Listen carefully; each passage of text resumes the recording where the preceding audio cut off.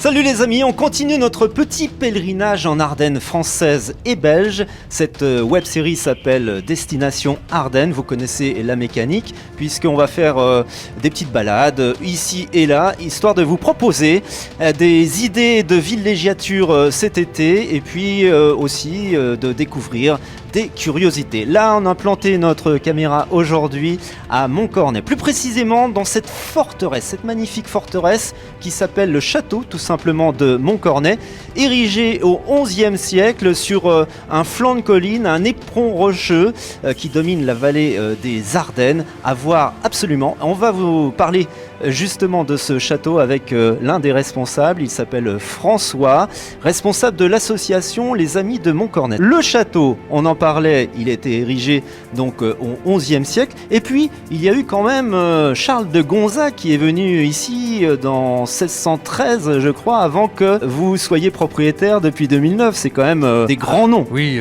Charles de Gonzague, qui a créé Charleville, a été l'un des propriétaires. Mais les plus impressionnants, ce sont quand même les Crouy, qui ont possédé le château pendant 2 siècles et qui en ont fait ce qu'il en reste.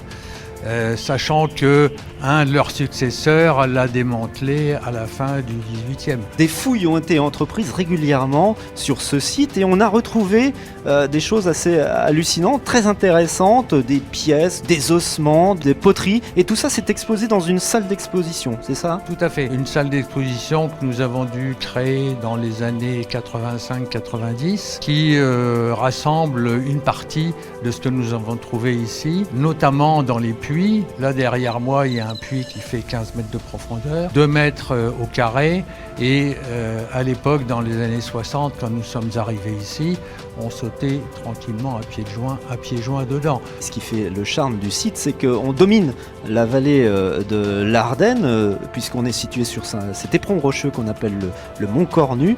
Et puis, deuxième particularité, c'est le château est ouvert au public, donc on peut le visiter. Il est ouvert juillet-août, sauf le lundi.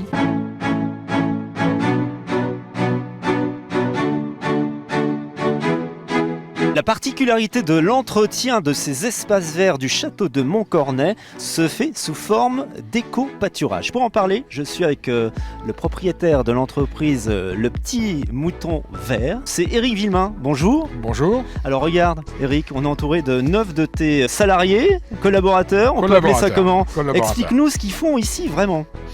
Donc en fait, ils sont mis en place en collaboration avec l'association propriétaire du château pour entretenir les espaces verts, les espaces extérieurs, en limitant au maximum le recours à des engins mécaniques. Donc, ils broutent toute la journée l'herbe ici autour du château. Ils sont là en permanence et moi j'adapte le nombre et le type d'animaux en fonction de l'évolution de la végétation. Et aussi en fonction des souhaits par rapport à la protection de la biodiversité, en jugeant l'évolution des fleurs, des plantes, des périodes de reproduction d'un certain nombre d'insectes. Donc on jongle avec la présence des animaux pour coller au mieux à l'écologie. Combien de mètres carrés peut brouter un seul mouton en une journée ? C'est une bonne question. Elle varie en fonction de la richesse de l'herbe, de l'alimentation qu'il va trouver.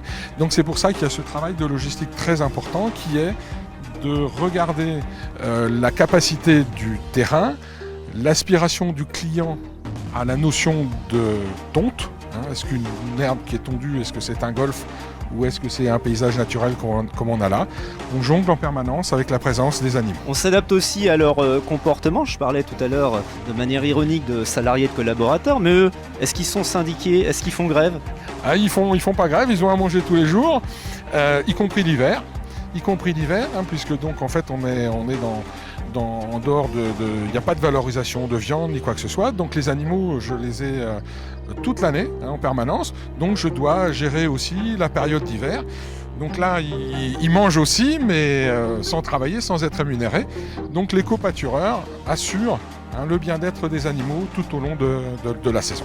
Alors tu es en plein cœur de cette transition écologique dont on parle tant en ce moment. C'est vraiment une voie d'avenir. On peut faire appel à toi à la fois pour des friches industrielles, de l'urbain, du périurbain, mais aussi des petits propriétaires privés qui voudraient abandonner peut-être leur tondeuse et se mettre à cet éco-pâturage.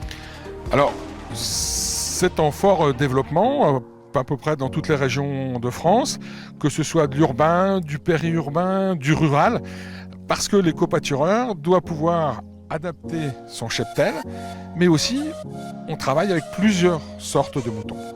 C'est-à-dire que dans la technicité du métier, il faut connaître les spécificités de chacune des races pour pouvoir les mettre en œuvre. Merci Eric, on a découvert donc une nouvelle activité très instructive et très actuelle. N'hésitez pas à faire appel à ces services.